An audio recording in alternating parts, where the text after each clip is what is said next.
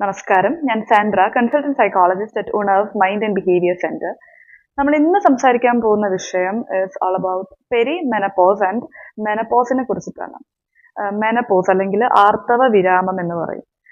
നമ്മളൊരു 45, സ്ത്രീകളിൽ ഒരു 45 മുതൽ 55 വയസ്സിനിടയിലാണ് ഈ ഒരു മെനപ്പോസ് അല്ലെങ്കിൽ ആർത്തവ വിരാമം സംഭവിക്കുന്നത്.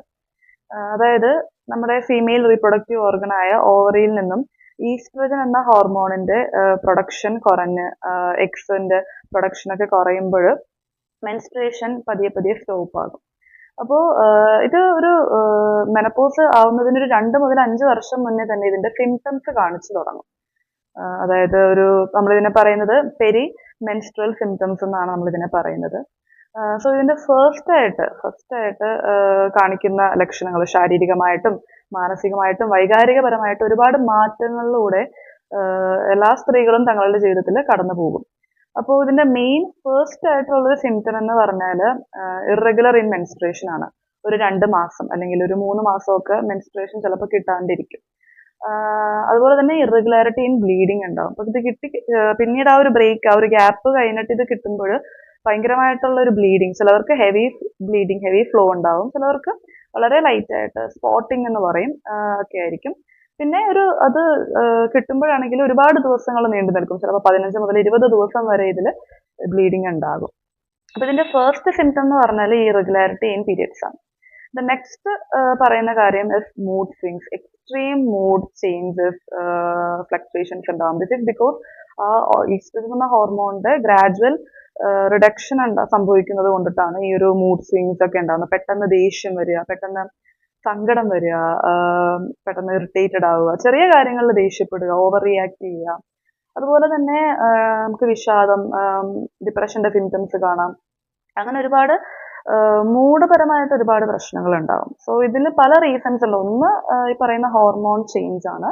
ആൻഡ് അതർ ക്യാൻ ബി ഇപ്പൊ പാർട്ട്ണർ, ഹസ്ബൻഡ് ആണെങ്കിലും അവരവരുടേതായ തിരക്കുകളിൽ, അല്ലെങ്കിൽ ഇപ്പൊ മക്കളാണെങ്കിൽ തന്നെ ചെറിയൊരു പ്രായം, അതായത് അവരവരുടെ സ്വയമായി അവരുടെ കാര്യങ്ങളൊക്കെ ചെയ്യാൻ ആ ഒരു ടൈം ആയിട്ടുണ്ടാവും. ലൈക്ക് ഇൻഡിപെൻഡന്റ് ആയിട്ട് മക്കൾക്ക് സ്വന്തമായിട്ട് കാര്യങ്ങൾ ചെയ്യേണ്ട ഒരു സ്റ്റേജ് ഒക്കെ എത്തിയിട്ടുണ്ടാകാം. സോ നമുക്ക് നമ്മുടെ അമ്മയുടെ ഒരു ആവശ്യം അവിടെ ഇല്ലെന്ന് തോന്നുമ്പോൾ നമുക്ക് ഒരു ലോൺലി ഫീൽ ഒക്കെ വരാം, അവർക്കൊന്നും നമ്മളെ വേണ്ടാന്നൊരു തോന്നലുകൾ വരും.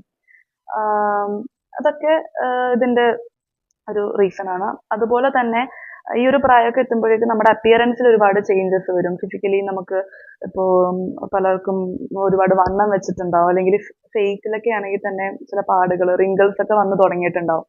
അപ്പോൾ അങ്ങനെയൊക്കെ വരുമ്പോൾ നമുക്ക് നമ്മളെ തന്നെ നോക്കി കാണുമ്പോൾ നമുക്ക് ചിലപ്പോൾ നമ്മൾ ഇഷ്ടമാവുന്നുണ്ടാവില്ല, ഒരു ഇൻസെക്യൂരിറ്റീസ് ഉണ്ടാവും, അല്ലെങ്കിൽ ഇൻഫീരിയർ കോംപ്ലക്സ് ഒക്കെ നമുക്ക് ആ സമയത്ത് വരും. ഇതിനോടൊപ്പം തന്നെ മെയിൻ ഇമ്പോർട്ടൻറ്റ് സിംറ്റം ആണ് വെജൈനൽ ഡ്രൈനെസ് എന്ന് പറയുക, അല്ലെങ്കിൽ വജൈനയുടെ സ്കിന്നൊക്കെ ഭയങ്കരമായിട്ടും ഡ്രൈ ആയിട്ട്, അതുകൊണ്ടിട്ട് തന്നെ പാർട്ട്ണറുമായിട്ട് നമുക്ക് സെക്ഷൽ ഇന്റർകോഴ്സിലൊക്കെ സമയത്ത് ഭയങ്കര പെയിൻ അനുഭവപ്പെടാം. അതുപോലെ തന്നെ ലോ ലിബിഡോ അല്ലെങ്കിൽ low sexual drive, sexually intercourse ചെയ്യാനുള്ള താല്പര്യം തീരെ കുറവായിരിക്കാം. അപ്പൊ ഇതാണ് മെയിൻ സിംറ്റം. ഇതിനോടൊപ്പം ഭയങ്കര മോസ്റ്റ് കോമൺലി കാണിക്കുന്ന ഒരു സിംറ്റം ആണ് ഹോട്ട് ഫ്ലാഷസ് അല്ലെങ്കിൽ നൈറ്റ് സ്വെറ്റിംഗ് ഒക്കെ. ഹോട്ട് ഫ്ലാഷസിൽ വരുമ്പോൾ it means periodic rice in the body temperature. പെട്ടെന്ന് നമ്മുടെ ഫുൾ ബോഡി ചൂട് അനുഭവപ്പെടുക, ഭയങ്കരമായിട്ടും ബേണിംഗ് സെൻസേഷൻ ഫീൽ ചെയ്യും.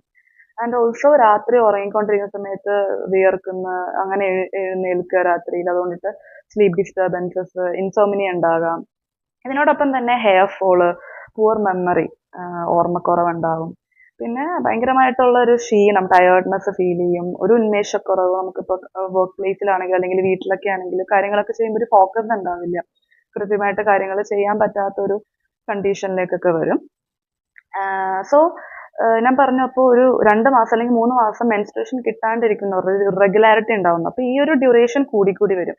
3 മാസം ആകും, പിന്നെ 5 മാസം കിട്ടാണ്ടിരിക്കും, 7 മാസം ഉണ്ടാവില്ല, പിന്നെ ഇതൊരു 12 മാസം കണ്ടിന്യൂസ് ആയിട്ട് പീരിയഡ്സ് മെൻസ്ട്രേഷൻ കിട്ടാതിരിക്കുമ്പോഴാണ് നമുക്ക് we can say okay the woman has attained that stage of menopause എത്തി എന്ന് പറയും. ഓക്കെ, ഇനി മെനപ്പോസ് ആയതിനു ശേഷം പോസ്റ്റ് മെനപ്പോസൽ സിംറ്റംസ് കാണിക്കാം. It can be like heart disease ഉണ്ടാകാം, അല്ലെങ്കിൽ ഹാർട്ട് അറ്റാക്സ് വരും. ഓസ്റ്റിയോപൊറോസിസ് അബൌട്ട് നമ്മുടെ ബോണിന്റെ ആ സ്ട്രെങ്ത്നെസ് കുറഞ്ഞു വരും, ബോൺ ലോസ് സംഭവിക്കും, ബോണിന്റെ ഡെൻസിറ്റി കുറഞ്ഞു വരും.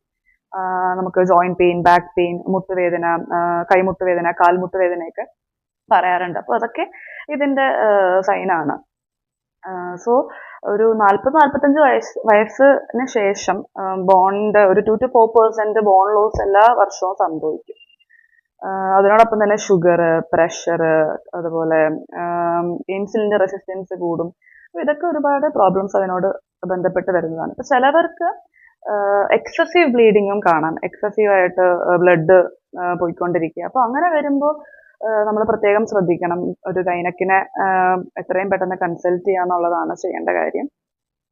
പിന്നെ ഇതിന്റെ വേറൊരു റിസ്ക് ഫാക്ടർ എന്ന് പറഞ്ഞാൽ നമുക്ക് എന്തെങ്കിലും ക്യാൻസർ, അതായത് ക്യാൻസർ സംബന്ധമായിട്ടുള്ള എന്തെങ്കിലും ഡിറ്റക്ഷൻ, ക്യാൻസറസ് സെൽസ് ഡിറ്റക്ട് ചെയ്യാനായിട്ടുള്ള സാധ്യതയുണ്ട്. ഇപ്പൊ ബ്രസ്റ്റ് ക്യാൻസർ ഒക്കെ വരാനായിട്ടുള്ള സാധ്യതകളുണ്ട്. ഇപ്പൊ ഫാമിലിയിൽ ഹിസ്റ്ററിയിൽ ആർക്കെങ്കിലും ഇത്തരത്തിലുള്ള സെർവിക്കൽ ക്യാൻസറോ യുട്രൈൻ ഫൈബ്രോയിഡ്സ് ഒക്കെ ഉണ്ടെങ്കിൽ നമ്മൾ എല്ലാ ഒരു 6 months കൂടുമ്പോഴും മാമോഗ്രാം ആണെങ്കിലും അതുപോലെ തന്നെ സെർവിക്കൽ പാംസ്മിയർ ഒക്കെ ചെയ്യുന്നത് നല്ലതായിരിക്കും. ബിക്കോസ് സെർവിക്കൽ പാംസ്മിയർ എന്ന് പറയുമ്പോൾ നമ്മുടെ സെർവിക്സിൽ നിന്ന് സെക്രീഷൻസ് എടുത്തിട്ട് അതിനെ നമ്മൾ ടെസ്റ്റ് ചെയ്ത് എന്തെങ്കിലും ക്യാൻസർ സെൽസ് ഉണ്ടോ അല്ലെങ്കിൽ എന്തെങ്കിലും ഇൻഫെക്ഷൻ ഒക്കെ ഉണ്ടാകുമോ എന്നൊക്കെ അറിയുന്നതാണ്. അതുപോലെ തന്നെ കൊളസ്ട്രോൾ ചെക്കപ്പ് ചെയ്യുക, ലിവർ ഫംഗ്ഷനിങ്, ഫാറ്റി ലിവർ ഉണ്ടോ എന്ന് അറിയുക, ഒരു പീരിയോഡിക് ഹെൽത്ത് ചെക്കപ്പ്. ഈ ഒരു ഏജ് ഒക്കെ എടുക്കുന്തോറും നമ്മൾ ശ്രദ്ധിക്കേണ്ട ഒരു കാര്യം, ഇയർലി എങ്കിലും നമ്മൾ പീരിയോഡിക് ഹെൽത്ത് ചെക്കപ്പ് ചെയ്യുക എന്നുള്ളത് ശ്രദ്ധിക്കണം. പിന്നെ ഈ ഒരു ട്രീറ്റ്മെന്റ്, ഇതിന് ട്രീറ്റ്മെന്റ് എന്ന് പറയാനായിട്ടാണെങ്കിൽ നമ്മൾ ഫസ്റ്റ് ലൈൻ ഓഫ് തെറാപ്പി കൊടുക്കുന്നത് ഫസ്റ്റ് തന്നെ മെന്റൽ റിലാക്സേഷൻ ആൻഡ് ഡയറ്റ് ആണ് ഫോളോ ചെയ്യേണ്ടത്. മെന്റൽ റിലാക്സേഷനിൽ we can practise yoga, meditation, അതുപോലെ തന്നെ ഫിസിക്കൽ എക്സസൈസ് ഒക്കെ ചെയ്യാം. പിന്നെ ഡയറ്റിൽ ശ്രദ്ധിക്കേണ്ട ഏറ്റവും പ്രധാനപ്പെട്ട കാര്യം എന്ന് പറയുമ്പോൾ നമ്മൾ ഈസ്ട്രജന്റെ അളവ് കുറഞ്ഞു വരുന്നതാണല്ലേ ഈ മെനപ്പോസിൽ മെയിൻ ആയിട്ട് സംഭവിക്കുന്നത്. സോ ഈസ്ട്രജൻ അടങ്ങിയിട്ടുള്ള ഭക്ഷണങ്ങൾ കഴിക്കുക. ഇപ്പോൾ ഫ്ലാക്സ് സീഡ്സ്, സെസമി സീഡ്സ്, അപ്പോൾ അതൊക്കെ നമ്മുടെ ഇപ്പോൾ ബ്രേക്ക്ഫാസ്റ്റിലൊക്കെ ഇൻക്ലൂഡ് ചെയ്യുക. അപ്പോൾ ഓട്ട് മീൽസിലൊക്കെ നമുക്ക് ഇൻക്ലൂഡ് ചെയ്യാവുന്ന ഒരു ഡയറ്റാണ്. അതുപോലെ തന്നെ soya products, soya chunks, soybean, soya cheese, soya milk, soya yogurt ഒക്കെ ഡയറ്റിൽ ആഡ് ചെയ്യുക. പിന്നെ ഫ്രൂട്ട്സിലാണെങ്കിൽ സ്ട്രോബെറീസ്, പിന്നെ പീച്ചസ്, അതൊക്കെ അതൊക്കെ ഈസ്ട്രജൻ റിച്ച് ഫുഡാണ്. ഇപ്പോൾ ഡ്രൈ ഫ്രൂട്ട്സിലൊക്കെ ആണെങ്കിൽ പിസ്താനട്ട്സ്, വാൾനട്ട്സ് ഒക്കെ കഴിക്കുക. പിന്നെ ധാരാളമായിട്ട് വെള്ളം ഒരുപാട് കുടിക്കുക എന്നുള്ളതാണ്. പിന്നെ വേറെ ഒരു കാര്യം നമ്മൾക്ക് പറഞ്ഞു, ബോണിന്റെ ഡെൻസിറ്റി കുറഞ്ഞു വരും. അപ്പം കാൽഷ്യം സപ്ലിമെന്റ്സ് എടുക്കുക. അതുപോലെ തന്നെ കാൽഷ്യം ബോഡിയിൽ അബ്സോർബ് ചെയ്യാൻ വേണ്ടിയിട്ട് വേറൊരു കാര്യം ശ്രദ്ധിക്കേണ്ടത് വിറ്റാമിൻ ഡിയുടെ ടാബ്ലറ്റ്സും കൂടി എടുക്കുക എന്നുള്ളതാണ്. പിന്നെ ബ്ലഡ് ലോസിന്റെ കാര്യം പറഞ്ഞു അല്ലേ. അപ്പൊ ബ്ലഡ് ലോസ് വരുമ്പോൾ അനീമിക് ആവാനുള്ള ചാൻസ് ഉണ്ട്. അപ്പൊ അയൺ ഡെഫിഷ്യൻസി ഉണ്ടാവും. അയൺ ഡെഫിഷ്യൻസി മാത്രമല്ല, വിറ്റാമിൻ B12 എന്ന് പറഞ്ഞൊരു കണ്ടന്റും ചിലപ്പോൾ ബോഡിയിൽ കുറഞ്ഞു വരും ഒരു 40 വയസ്സൊക്കെ കഴിയുമ്പോൾ. സോ അതിന്റെ ടാബ്ലറ്റ്സ് എടുക്കുക. പിന്നെ എപ്പോഴും നമ്മൾ വേറൊരു ഇമ്പോർട്ടൻറ്റ് കാര്യം എന്ന് പറഞ്ഞാൽ നമ്മൾ വെജൈനൽ ഡ്രൈനെസ്സിന് വേണ്ടിയിട്ട് നമുക്ക് വെജൈനൽ ക്രീംസ് അല്ലെങ്കിൽ ഈസ്ട്രജൻ ക്രീംസ് ഒക്കെ അവൈലബിൾ ആണ്. അല്ലെങ്കിൽ ഈസ്ട്രജൻ സ്പ്രേ, പിന്നെ ബോഡിയിൽ ഒട്ടിക്കാവുന്ന ഈസ്ട്രജൻ പാച്ചസ് ഒക്കെ അവൈലബിൾ ആണ്. അത് നമ്മൾ ഡോക്ടറിനെ കൺസൾട്ട് ചെയ്തിട്ട് വേണ്ട നിർദ്ദേശപ്രകാരം നമ്മൾ അത് എടുക്കുക. പിന്നെ അബവ് ഓൾ ദിസ് നമ്മുടെ mind and body should keep our mind and body healthy and happy. അപ്പോൾ അതിന് വേണ്ടിയിട്ട് നമ്മളൊരു റുട്ടീനൊക്കെ ക്രിയേറ്റ് ചെയ്യുക, ഹോബീസ് ഉണ്ടാക്കിയെടുക്കുക. അപ്പോൾ ഈവനിങ്ങിൽ ഒരു വാക്കിന് പോവുക, ഫ്രണ്ട്സിൻ്റെ കൂടെ സംസാരിക്കുക, അവരുടെ ടൈം സ്പെൻഡ് ചെയ്യുക.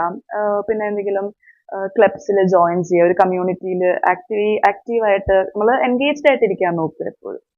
സോ അങ്ങനെ നമുക്ക് ഒരുപാട് ഇതൊരു അസുഖമൊന്നും അല്ല. അപ്പൊ ഇതൊരു നാച്ചുറൽ പ്രോസസ്സാണ്. എല്ലാ സ്ത്രീകളും തങ്ങളുടെ ജീവിതത്തിൽ കടന്നു പോകുന്ന ഒരു സ്റ്റേജാണ് ഈ പെരി മെനപ്പോസൽ സിംറ്റംസ് ഒക്കെ. അപ്പോൾ ഇത്തരത്തിലുള്ള സിംറ്റംസ് കാണുമ്പോൾ നമ്മൾ പേടിക്കാണ്ട് അതിനെ നല്ല പോസിറ്റീവായിട്ട് നമ്മൾ അതിനെ ഫേസ് ചെയ്യുക.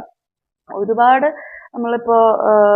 നമുക്ക് ഒട്ടും സഹിക്കാൻ പറ്റാത്ത സിംറ്റംസ് അല്ലെങ്കിൽ ഭയങ്കര അൺയൂഷ്വൽ ആയിട്ടുള്ള സിംറ്റംസ് കാണുകയാണെങ്കിൽ നമ്മൾ ഡോക്ടറിനെ കൺസൾട്ട് ചെയ്യുക.